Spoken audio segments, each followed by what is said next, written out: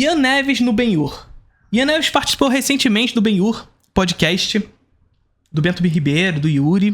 Se eu não me engano é Yuri o nome dele, não sei se é Yuri, mas acho que é Yuri, né? Porque é Ben-Hur, né?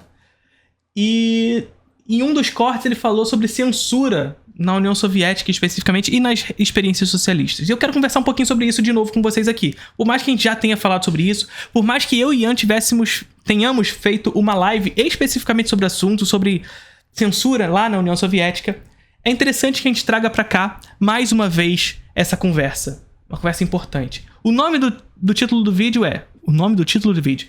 Qual o preço do socialismo? Vamos conversar sobre isso? Então vamos.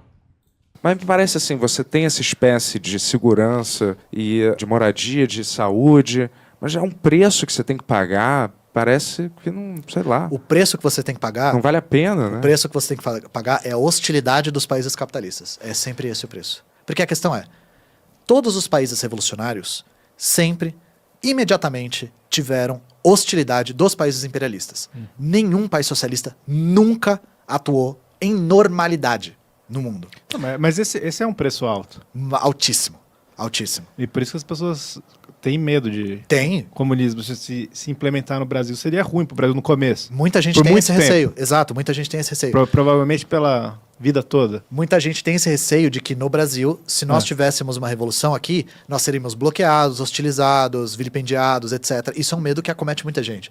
Eu recebo essa... E provavelmente sim. Assim, o Brasil ele tem uma vantagem em relação, por exemplo, a outros países de experiências socialistas atuais, como por exemplo a Cuba, porque Cuba é um arquipélago ali na cola dos Estados Unidos. O Brasil, de certa forma, é uma potência econômica na América Latina. Então existe uma questão geográfica favorável ao Brasil nesse sentido.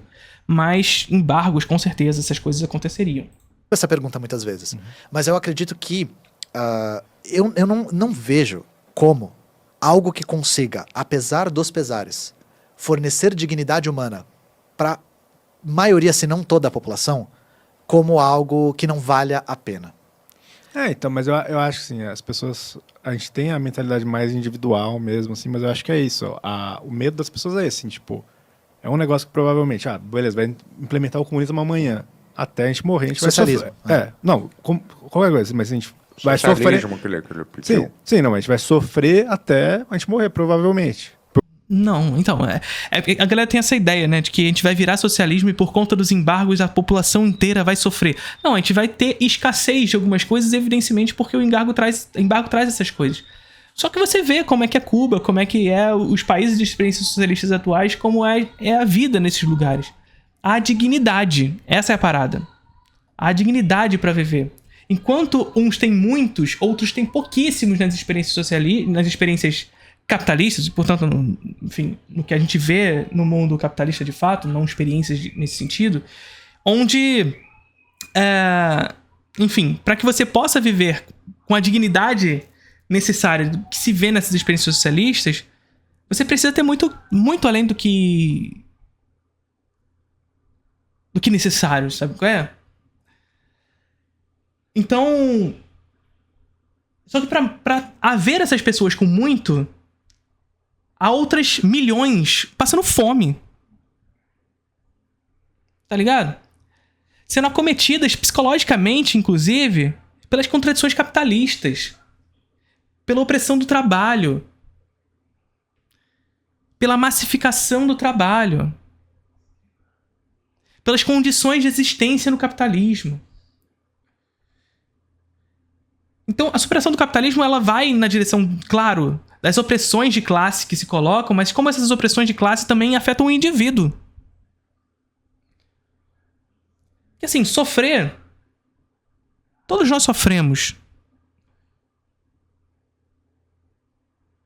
Faz parte da nossa existência. Existir é sofrer de alguma forma. Tá ligado? Só que o que a gente quer é sofrer com dignidade. Eu não quero sofrer porque tô passando fome. Eu não quero sofrer porque eu trabalho para um caralho e não consigo ter acesso à minha família, segurança, lazer. Quero sofrer com dignidade. Sofrer porque sofremos. Tá ligado? E as pessoas, elas têm uma visão de que as experiências socialistas é isso. Você vai sofrer esses embargos e, portanto, você vai passar fome até parar de ter os embargos. Não! Haverá escassez? Claro que tem nas experiências socialistas, por conta dos embargos. Mas ainda assim, a vida com dignidade. Por causa desse bloqueio. Mas aí eu te pergunto uma coisa, Yuri. Quantas pessoas já sofrem muito no Brasil hoje? Não, eu entendo, mas você entende, o medo vem mas daí. eu vou chegar, eu tenho um ponto. Uhum.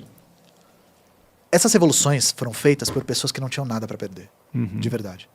As duas maiores em escala, que foram a Rússia e a chinesa, foram feitas por pessoas famélicas, pessoas desesperadas. A primeira Revolução Russa de 17 começou com mulheres tomando as ruas, porque não aguentavam mais ver seus filhos e maridos morrendo numa guerra inútil que era a Primeira Guerra Mundial. A Revolução Chinesa foi feita por quantidades gigantescas, porque a China tem muita gente, né? Quantidades enormes de camponeses que não aguentavam mais 100 anos de colonização, porque a China era uma colônia.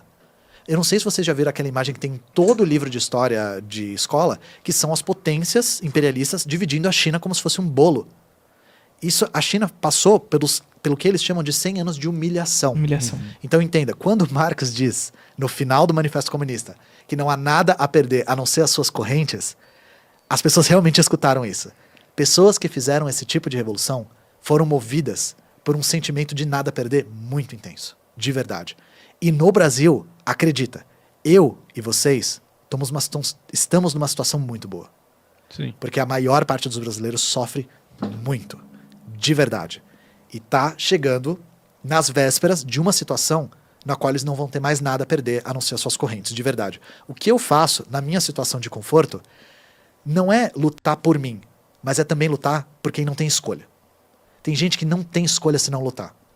Você conhece o Introdução ao Cinema, o curso de cinema contínuo mais charmoso do Brasil. Ao assinar, você tem 1 ano de acesso à plataforma do curso com todas as aulas lá já disponíveis. Linguagem, teoria, história, crítica, política, filosofia relacionada ao cinema. São 2 aulas novas todos os meses, mais as aulas já disponíveis na plataforma. O que você vai encontrar por lá? Obra de arte na era da sua reprodutibilidade técnica, contra-interpretação, cinema como espelho, cinema como olhar, cinema novo, cinema clássico, cinema moderno, tudo. E você pode conferir todas as aulas já disponíveis na plataforma na página do Instagram do curso, @Introdução ao Cinema. E aí vocês vão me dizer, nossa, Felipe, só isso que tem no Introdução ao Cinema? Que absurdo! Pô, cara, tem uma porrada de aula lá disponível pra você, 2 aulas novas todos os meses, e você ainda quer mais. Então toma mais. Além das 2 aulas novas todos os meses, o Introdução ao Cinema também tem uma 3ª aula bônus ao vivo, onde eu seleciono 2 filmes referentes às aulas daquele mês para que a gente possa discutir os temas daquelas aulas a partir desses 2 filmes. Esses encontros acontecem sempre na última terça-feira do mês referente. Mas calma, se você não puder participar ao vivo, as aulas ficam gravadas. Então é isso. Ao assinar a Introdução ao Cinema, você tem 1 ano de acesso à plataforma com 2 aulas novas todos os meses, mais uma aula extra onde a gente discute as aulas daquele mês a partir de 2 filmes específicos no encontro ao vivo.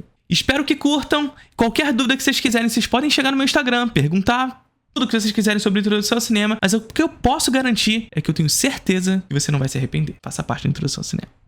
Isso que o Ian trouxe aqui é interessante porque existe uma ala dentre os marxistas que, assim, quando a gente fala marxismo, gente, a gente não tá falando de uma coisa homogênea. Então existem vários grupos que têm leituras distintas sobre a questão, né? Existe uma ala dentro do marxismo que acredita que o capitalismo ele vai acabar por dentro, ou seja, ele vai como se implodisse, tá ligado? Por suas próprias contradições. Por que eu digo isso? Porque o capitalismo ele reproduz contradições insuperáveis. E aí eu recomendo esse livrinho aqui pra vocês, ó, de novo falando pra vocês. David Harvey, 17 contradições e o fim do capitalismo. Nesse livro aqui, o David Harvey ele vai explorar justamente as contradições capitalistas inerentes ao capitalismo e, portanto, contradições insuperáveis dentro do capitalismo. Quando eu digo insuperáveis aqui, não é que elas são insuperáveis em outro sistema. Elas são insuperáveis no capitalismo. Contradições insuperáveis, ele demonstra essas contradições a partir da crise de 2008. Esse livro é muito bom, tá? E alguns desses teóricos marxistas creem que essas contradições que se reproduzem no capitalismo, elas chegarão a um nível de exploração, de radicalização dessas contradições, que o próprio capitalismo não vai se sustentar. Tá ligado?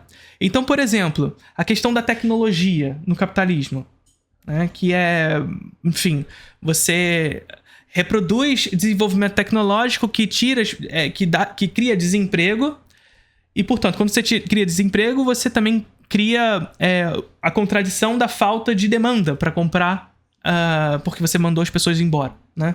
Essa é uma contradição capitalista, né? E aí essa demanda precisa ser recriada e tudo mais, enfim, é crise. São as crises cíclicas do capitalismo. Só que o desenvolvimento tecnológico vai em direção à tentativa de criar um acúmulo de riquezas infinito.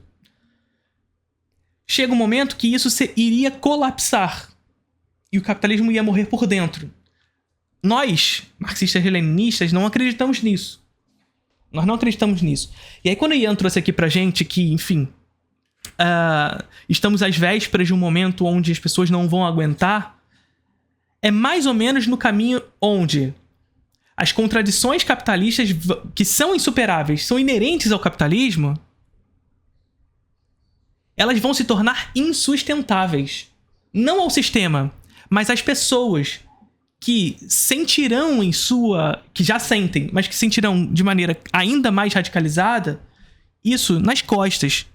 O chicote batendo nas costas. O chicote da opressão de classe. E a organização será necessária. Ela já é necessária. Tá ligado? Porque a derrubada de um sistema, a superação do sistema não se dá por forças naturais. A gente não acredita nisso. Mas sim pela organização do trabalho. Pela organização da classe trabalhadora.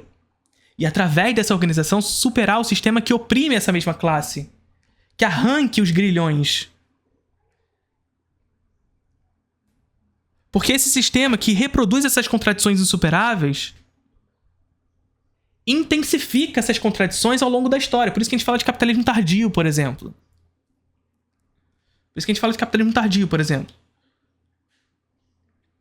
Saca?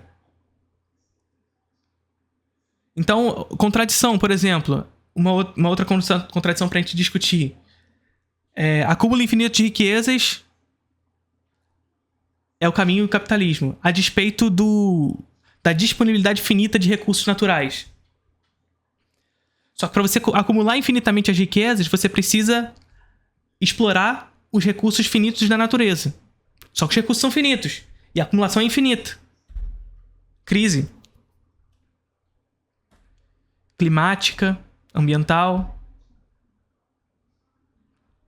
E aí o próprio capitalismo, ele tenta resolver as suas próprias contradições. Ele é criativo para resolver as suas próprias contradições. Como ele faz isso? Primeiro, a culpa do indivíduo. Culpabiliza o indivíduo pelas contradições internas do capitalismo. Então, olha, o mundo tá indo pra merda. Estamos virando pizza defumada, segundo os terraplanistas. O que a gente faz? A culpa é sua, que você não desliga a porra da torneira. Você tá escovando o dente com a torneira ligada. Tá ligado? Você não separa o lixo. E quando eu digo isso, gente, eu não tô falando que você tem que deixar a torneira ligada. Eu não tô falando que você você não deve separar o lixo. Porque uma coisa é culpa, outra coisa é responsabilidade. Agora, é ter a consciência também que, apesar da nossa responsabilidade por isso, esse sistema reproduz essas contradições onde, na verdade, esse tipo de coisa só finda com a superação do sistema que reproduz essas contradições. Que reproduz a destruição criativa da natureza. Inclusive tem um capítulo aqui sobre destruição criativa da natureza. Por que destruição criativa da natureza? Porque você destrói para criar. Para criar consumo. E você precisa destruir de novo.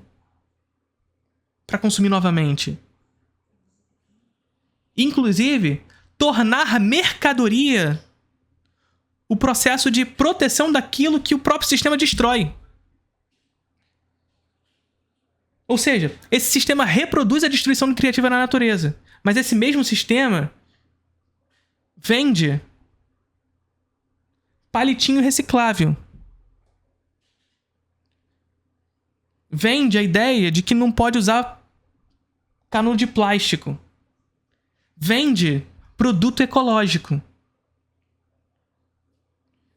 Torna mercadoria o senso de proteção à natureza, que é insuperável no sistema capitalista.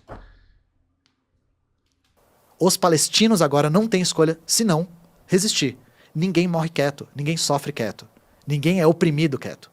Essas pessoas vão resistir, porque se tem uma coisa que a gente... Eu não gosto muito de falar de natureza humana, mas se tem uma coisa que... Não cabe a nós, enquanto marxistas, nós não gostamos desse negócio de natureza, de essência, essencialidade. Até na arte a gente não é essencialista, a gente é contextualista. A gente vê como constante no comportamento humano é a resistência. Quando a gente fica coado, a gente resiste. E eu acho que cedo ou tarde essa resistência vai despertar no Brasil. Não acho de maneira espontânea, mas isso é um assunto para outro momento, né? Não é espontânea porque ela precisa ser organizada. E a grande questão aqui que a gente precisa disputar é o contexto da ideologia. Por isso que o Lenin, já lá desde trás, já diz pra gente que a ideologia é fundamental para disputar a classe trabalhadora, né? E quando a gente diz isso, vai muito daquele lugar onde a gente diz sempre que nós da esquerda assumimos o nosso viés ideológico porque nós sabemos que a ideologia é importante nesse sentido. A ideologia, como eu sempre digo pra vocês, é a maneira como enxergamos a realidade de maneira específica, de forma específica. Nós não conseguimos conceber a realidade em sua totalidade, portanto, devemos percebê-la em sua especificidade. E essa especificidade é a ideologia. Tá ligado? Só que, no capitalismo, quem detém os meios de disseminação dessa ideologia é a classe burguesa, que dissemina os meios de percepção dessa realidade em torno da sua ideologia, da sua especificidade de enxergar a realidade. E ao disseminar isso, torna isso senso comum. Torna isso o comum. Quando não, diz ser natural, essencial. Percebe? E é por isso que a gente não acredita nessa essencialidade. Nós assumimos o nosso viés ideológico, inclusive. Porque acreditamos que a partir dessa especificidade, dessa ideologia trabalhadora, que nós vamos à vitória. Só através dela, só é possível através dela. Então nós não acreditamos nessa essencialidade, dessa natureza humana. Nada disso. Porque essa natureza humana, essa essência humana está condicionada pelo meio que estamos inseridos, pelo meio que estamos vivendo. Percebe? Então você só consegue enxergar a natureza e, portanto, essa especificidade que nós vemos a partir do lugar onde você vê. E qual lugar que a gente vê? O sistema produtivo que estamos inseridos. A estrutura produtiva que estamos inseridos. A ideologia que se dissemina na indústria da cultura. E aí o que a gente reproduz nesse lugar? O que a gente reproduz a partir disso? Ora, o homem é essencialmente individualista. O homem é essencialmente egoísta. Não, ele não é essencialmente isso. Você está fazendo uma análise empírica desse homem inserido no sistema capitalista. Nesse sistema, sim, é. Mas ele é essencialmente isso? Ou estando inserido em outro meio, esse homem se apresenta de outra forma? Percebe? Mas eu acredito que, novamente, esse medo vem, mas esse medo vem de pessoas que estão num lugar na sociedade que é um pouco confortável demais, entende? Porque para as outras pessoas esse medo não é um problema. Porque não dá pra ficar pior do jeito do que o que está agora, sabe? Ah, dá pra ficar um pouco pior, mesmo assim. Eu entendo tipo assim... Não, para as pessoas ali que já estão muito... Pra quem tá muito embaixo, sim, não dá pra ficar pior. Sim. Não, isso que eu tô dizendo. Aquele negócio, sempre dá pra ficar pior? Dá pra ficar pior, mas eu entendi o ponto que o Ian tá chegando aqui. Tá ligado? Mas o que o Yuri tá querendo dizer aqui é que, enfim, dá pra ficar pior porque no sistema socialista haveria embargo e tudo mais, mas não, Yuri. Haveria embargo, haveria escassez, haveria essas questões haveriam, mas haveria dignidade, porque as pessoas teriam que comer, teriam alimento, teria saúde, teria segurança, tá ligado? Por um tempo vai ficar pior. Pra essa Essas pessoa, pessoas que provavelmente já não. estão na Não, rua, pra uma também. pessoa que já tá Pois é, fudida. a gente tá ruim, mas a gente não tem bloqueio de vários países. Não, mas eu vou te dar, É. mas eu vou te dar um exemplo do que aconteceu na China, por exemplo. A China era uma colônia. E a China tinha monopólio de terra muito intenso, de dinastias, de senhores de terra e senhores de guerra muito antigos. Quando a Revolução Chinesa aconteceu, o Partido Comunista Chinês distribuiu toda a terra. Toda. Camponeses que há 100 anos estavam submetidos às mesmas famílias, ganharam pela primeira vez a capacidade de trabalhar na sua própria terra. Isso imediatamente. Como que isso é uma situação pior? Não, tô só questionando, porque assim, esse é o medo maior. Eu Não é imagino. o medo maior, mas é um medo que existe, eu concordo Aham. com você. Porque foi o que eu falei, muita gente fala, o Brasil vai sofrer um bloqueio, o Brasil vai ser atacado, vai ser hostilizado e tal. Pra mim, o medo é você viver sobre uma espécie de... O medo, ele é assim, ele tem uma ordem material da questão do embargo e tudo mais, mas ele é sobretudo ideológico. Ele é sobretudo ideológico. Porque, mais uma vez, a maneira como enxergamos a realidade, ela é condicionada pela especificidade que a enxergamos. E essa especificidade, ela é comandada por quem detém os meios de disseminar essa especificidade, que se chama ideologia. E, portanto, assim como nas experiências socialistas se diz que há uma censura, onde não se mostra tudo e etc e tal, essa é a especificidade. Aqui, quais são as notícias que a gente tem sobre Coreia Popular? Quais são as notícias que nós temos sobre China? Quais são as notícias que temos sobre Cuba? Elas não são condicionadas por um meio específico? Por uma ideologia específica? Que nos apresentam uma especificidade sobre esses lugares? Que nos fazem crer que esses lugares são uma coisa que não outra? Vocês percebem?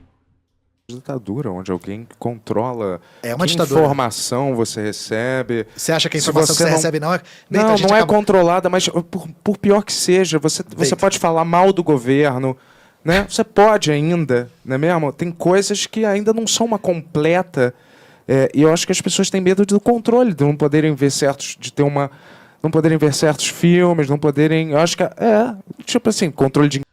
Aqui a gente também não pode ver certos filmes, tá? Dicas de passagem. O que aconteceu nos Estados Unidos agora? Vamos lá, gente. O que aconteceu nos Estados Unidos agora? Uma empresa chinesa sediada nos Estados Unidos foi proibida de atuar nos Estados Unidos. TikTok. Por qual motivo? Ideologia. Ideologia. Porque TikTok se apresentou como uma ameaça ao controle ideológico que surge a partir da indústria da cultura. A disseminação de informação ideológica que os Estados Unidos detêm na mão de poucos grupos. É por isso que foi censurado. Então só isso foi censurado. Assim, a gente não vai poder ver certos filmes. Nos Estados Unidos foi censurado o TikTok, cacete. Vocês estão entendendo? de informação. Você não poder acessar a internet do jeito que você quiser. Vamos lá, Você não vamos lá, poder, vamos sei lá. lá, navegar. Eu adoro esse papo, porque... Mas Vamos lá. você não acha que as pessoas têm um pouco que elas associam na cabeça dele um regime socialista Associam. a você ter que viver sob certas regras impostas, meio... Vamos lá. Foi o que eu falei. Qual que é a questão? Tudo que você falou, você vive e não se importa. Você falou, mas não é ruim ter toda a informação controlada? A gente acabou de falar de que absolutamente tudo que você viu sobre a própria Coreia Popular vinha de uma Aí, agência de notícias. Olha Apolo aí. Não é vidência. É método. Que foi fundada e é financiada pela CIA. Você não está imune a esse controle, porque toda sociedade de classes tem controle de informação. A questão é, qual classe controla essa informação? Isso. Na nossa sociedade, quem controla essa informação é a classe burguesa. Isso. Perfeito. A censura é tão somente uma ferramenta, um meio histórico. esteve em todas as sociedades que já tivemos. Toda sociedade controla a informação. Toda sociedade tem consigo a ferramenta censura.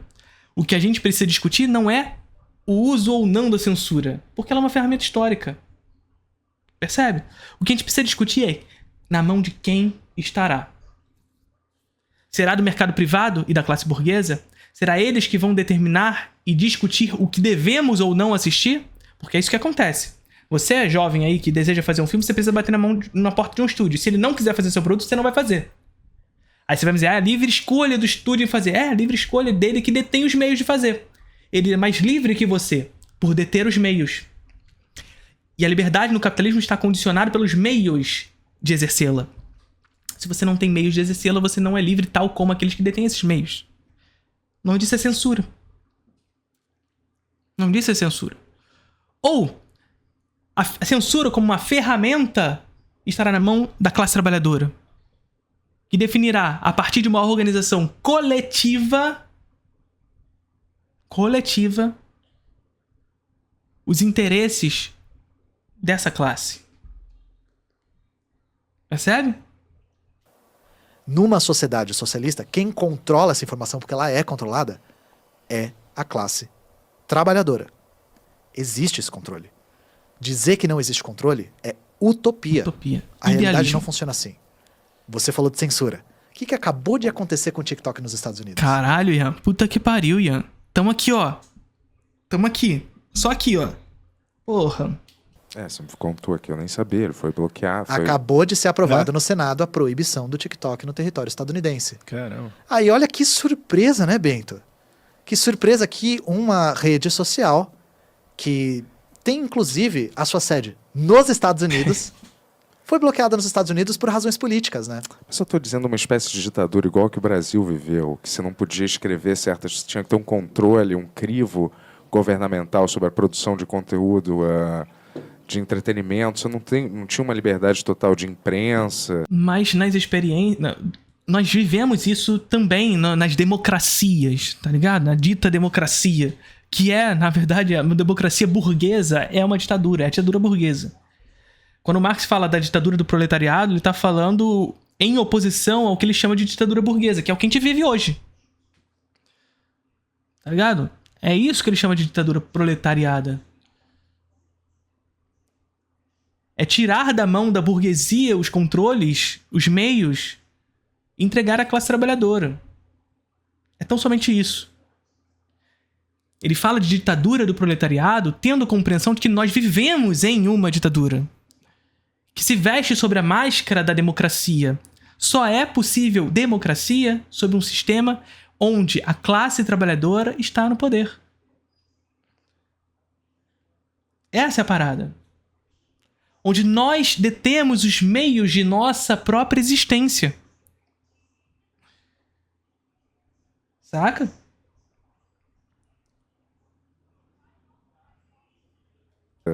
De coisas, pelo menos... E a ditadura militar brasileira, ela é de extrema direita justamente por isso.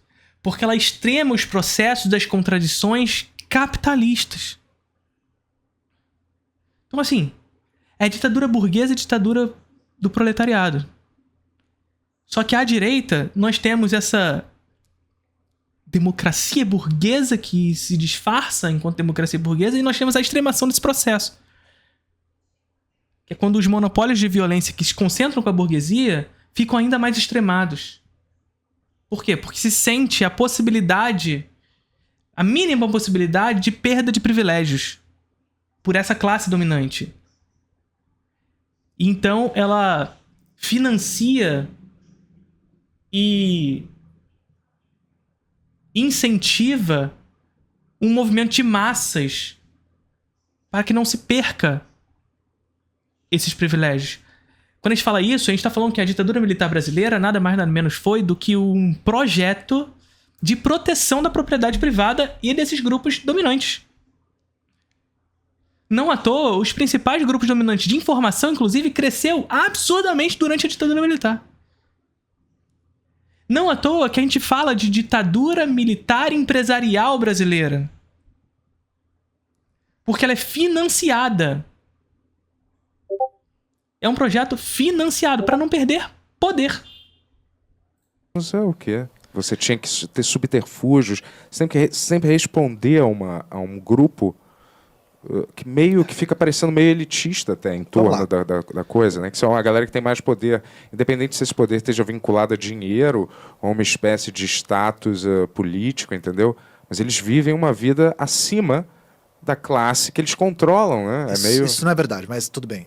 Vamos tudo falar bem, sobre isso. pode não ser realmente, eu não tenho todas as... É o que me parece, é o que tudo que a gente consumiu na nossa vida inteira Quem diria, nos levasse a acreditar que essa é a realidade. Que a informação que você absorveu passava por um controle, e um controle de classes. E isso que eu queria falar. Vamos falar sobre censura no geral, que é um dos grandes medos que as pessoas têm, né? A censura é uma ferramenta. Ela existe e ela sempre vai ser aplicada em sociedades de classes. A questão é, não dá pra gente falar de censura É isso, como a censura... um conceito A censura é uma ferramenta histórica. abstrato que é irremediavelmente negativo. Porque senão a gente vira um monarca. Que aí, liberdade de expressão, o cara tá maluco falando com as paredes com um chapéu de alumínio sozinho lá agora, sabe? Vira esse absolutista de liberdade de expressão que encontra as próprias contradições muito rápido, inclusive. Ele encontrou uma contradição de 4 milhões de reais agora, inclusive. Censura é uma ferramenta. E em toda a sociedade de classes, vai ser uma ferramenta que vai ser usada pela classe que detém as ferramentas para aplicá-la. Na ditadura militar, nós tínhamos censura pesada, e era uma censura que era de uma ditadura que não era só militar, ela era civil-militar. A ditadura Civil, militar, empresarial. militar aconteceu no Brasil com apoio maciço de grandes empresas e grandes Isso. empresários. E de esferas da organização da sociedade civil, sobretudo conservadora. Essa censura tinha um viés de classes. É importante dizer isso porque nos órgãos de censura na ditadura militar havia grupos da sociedade civil. Então a gente precisa desvencilhar essa ideia de que a censura na ditadura militar... E isso é importante que a gente se desvencilhe pra gente não cair nesse idealismo que a direita gosta de construir. De olhar pro passado e falar, olha como era terrível a ditadura militar, esses militares faziam isso, tá?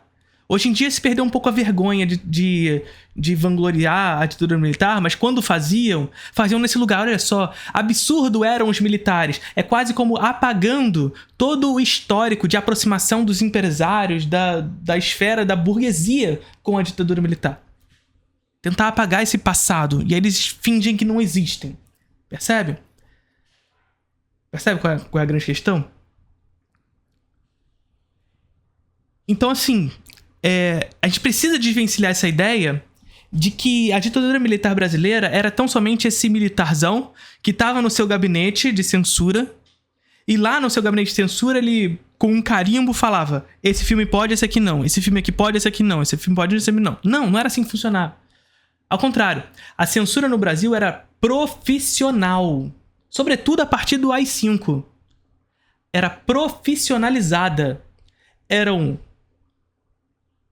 pessoas contratadas, funcionários públicos, contratados por concurso público, que eram historiadores, psicólogos, sociólogos, jornalistas, dos mais diversos ramos de estudo, que eram contratados para um órgão de censura profissionalizado, onde haviam militares, haviam funcionários públicos e haviam pessoas organizadas da sociedade civil. Percebe? Então a organização da sociedade civil, aproximada com a ideologia burguesa, tinha voz dentro dos órgãos de censura. Vocês estão entendendo o que eu estou falando? Para se desvencilhar dessa ideia de que eram só os militares malvadões que estavam lá dentro. Eram também. Mas é aquela velha história que eu sempre falo para vocês. Tentar aproximar determinados momentos históricos dessa moralidade, desse moralismo de bem e mal, vai cair em problema. Vai dar ruim. Porque a gente se afasta da raiz do problema, do real problema da coisa. A gente vai se aproximar dessa ideia de que o que aconteceu lá foi um evento exceção na história. Que a gente tem que tomar cuidado para os mesmos erros não acontecerem de novo. Só que se a gente não enxerga a raiz do problema, a gente não sabe como ele começou e por que começou. Então a censura na ditadura militar, ela acontecia, mas ele acontecia não só através dos militares, mas através da ideologia dominante daquele tempo. E do nosso tempo. Que é a ideologia burguesa. A ideologia dominante de um tempo é a ideologia da classe dominante. Que estabelece através dos órgãos específicos de violência do Estado, mas também dos aparatos específicos de disseminação de ideologia, das ferramentas de disseminação de ideologia, a sua hegemonia. E a classe dominante burguesa se utiliza da ditadura militar como uma ferramenta de proteção de seus privilégios, da propriedade privada. E é essa burguesia e essa ideologia que estava engendrada dentro dos órgãos de censura do Estado, dos governos militares. Sacou? Então não era só o militarzão malvadão. Porque se a gente faz isso... E assim, era também essa galera, tá? Eu não tô tirando a culpa disso tudo, não. Mas se a gente faz o militar malvadão, a gente desloca esse sujeito da história. Torna-os exceção. E eles não são exceção. Eles foram ferramenta. Foram marionete, ferramenta da ideologia burguesa, da classe burguesa. A classe dominante achava necessário para o controle ideológico da população brasileira censurar certas coisas. Existe censura também em experiências socialistas? Sim, porque existe. Parênteses. Introdução ao cinema. Depois disso tudo que eu tô dizendo aqui, parênteses. 3 aulas sobre cinema novo no Introdução ao Cinema, e 2 dessas aulas no Introdução ao Cinema serão sobre cinema novo e a ditadura militar. Agora, em abril, Cinema Novo e a Ditadura Militar. E em maio, Cinema Novo e a Embrafilme, órgão, a empresa brasileira de filmes que foi fundada durante a ditadura militar. Assinem, que tá maravilhoso. Existe censura em toda a experiência de classes, sobretudo dependendo de qual etapa de acirramento nós estamos. Então, por exemplo, na Revolução Russa, nós tínhamos a União Soviética, depois, né, que ela se consolidou, cercada por países imperialistas. Era o único país socialista do mundo. Tirando a Mongólia. A Mongólia fez uma revolução logo depois. Mas era um dos poucos países socialistas do mundo. Era atacado de todos os lados. E tinha as suas massas, a classe trabalhadora, disputada pelos imperialistas. Então, qual que é a questão? Se não houvesse esse controle, não existiria esse vácuo político no qual a classe trabalhadora estaria naturalmente indo em direção ao caminho correto. Essas classes estariam em disputa o tempo todo. A burguesia não ia parar de disputar a consciência dessas pessoas. Perfeito. Porque ela disputa o tempo todo a nossa. Então, a grande questão é que eles detêm os meios de disputar essa ideologia e, portanto, eles conseguem conceber essa ideologia no senso comum. Ela não é sentida como ideologia. Essa que é a grande força da ideologia no que tange à domesticação das massas. Então o que a gente diz é o seguinte: não adianta a gente abrir mão desse tipo de ferramenta por um ideal de bom ou mal, de certo e errado, sendo que a gente vive numa realidade complexa e concreta que tem linhas contra-hegemônicas atacadas e digamos assim, distorcidas o tempo todo. Eu não sei se eu estou me fazendo ser claro, mas a questão é, eu dou um exemplo concreto. Quando a gente teve a ascensão do nazismo na Alemanha, a União Soviética acendeu um alerta falando: a gente vai ser invadido e vai ser nessa década ainda. Eles sabiam que logo logo eles iam ser invadidos, porque eles sabiam que eles eram uma ameaça para a Europa como um todo, né? A União Soviética ela só não foi invadida no momento da sua revolução porque estava rolando uma guerra. E quando a guerra acaba, os países que estavam envolvidos na guerra estavam preocupados com outras coisas, a princípio. Só que a União Soviética sabia que mais cedo ou mais tarde essa invasão ia chegar. E ela chegou. E por isso eles precisavam se preparar para isso rapidamente. E quando o partido nazista toma o poder, eles falam: a Alemanha vai invadir a gente. De fato. Nesse momento da década de 30, é quando a gente tem o maior controle ideológico da União Soviética. Isso. Por quê? Porque eles tinham uma ameaça gigantesca do partido nazista, que era a maior máquina de guerra que a humanidade já tinha visto até então. Sim. Era uma besta que passava um rolo compressor, não só conquistando o território, mas matando a população. Onde os nazistas passavam, eles matavam as pessoas porque o nazismo tinha um crivo de raça muito forte.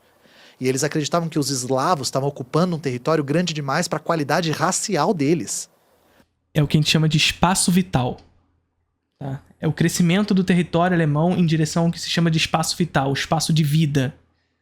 É o que eles chamam de espaço vital, né? Que vem de um autor chamado Hatzel. Isso o Hitler fala no Mein Kampf, que as pessoas estavam ocupando um território Hitler se inspira em Hatzel. que não é digna da raça delas. Os soviéticos sabiam muito bem disso. Nesse momento da década de 30, o controle ideológico fica muito forte.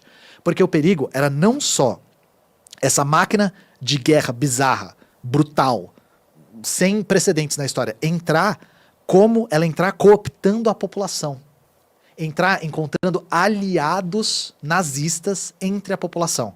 Então você entende como a censura é uma ferramenta que tem critério de classes e tem interesses políticos, dependendo de qual classe que governa esse respectivo Estado. Não dá pra gente falar em bem e mal abstrato quando a gente fala de censura. Logo em seguida, se inaugurou, depois do fim da Segunda Guerra, se inaugurou o que a gente chama de Guerra Fria. Sabe quem elevou a censura ao grau mais alto? Os Estados Unidos. Por quê? Porque havia uma clareza absoluta de que os soviéticos é que tinham ganhado a Segunda Guerra, que os soviéticos tinham derrotado a besta nazista e o socialismo estava se espalhando e se popularizando no mundo todo. Nesse momento, nos Estados Unidos, é que nós temos, por exemplo, o macartismo. Não sei se vocês já ouviram esse termo. Sim. Que é batizado de acordo com o Joseph McCarthy, né? Que foi uma perseguição sistemática, não só a comunistas, mas a qualquer pessoa que se assemelhasse com qualquer coisa de esquerda.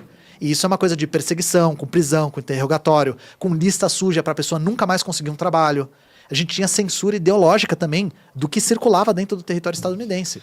Censura nos Estados Unidos, o país da liberdade. Isso porque foi uma necessidade, segundo a classe dominante estadunidense, para controlar a ascensão e a popularização dos movimentos revolucionários no mundo inteiro depois da Segunda Guerra. Mas Olha parece assim, você tem... Acabou aqui. Olha só, existe uma classe trabalhadora que está crescendo e vai dominar e vai tirar os nossos poderes e tudo mais. E é nesse lugar que a ideologia entra. É aquilo que a gente fala sempre. Vamos lá. Existem momentos em que o capitalismo reproduz as suas próprias contradições e entra em crise. E nessa crise é justamente o momento onde a classe trabalhadora oprimida sente mais fortemente essas contradições e ela se rebela. Ou ela tende a se rebelar. Só que esse rebelamento da classe trabalhadora é desorganizado, precisa ser organizado. E quem vai pautar essa classe? Quem vai pautar essa organização? E aqui entra a ideologia. Porque no capitalismo, essa organização, ela é sistematicamente reproduzida a partir do discurso ideológico à direita. Por quê? Porque eles detêm os meios da disseminação desse discurso. Percebe? Inclusive, meios de disseminação desse discurso para reproduzir discursos supostamente revolucionários, para capturar essa rebeldia.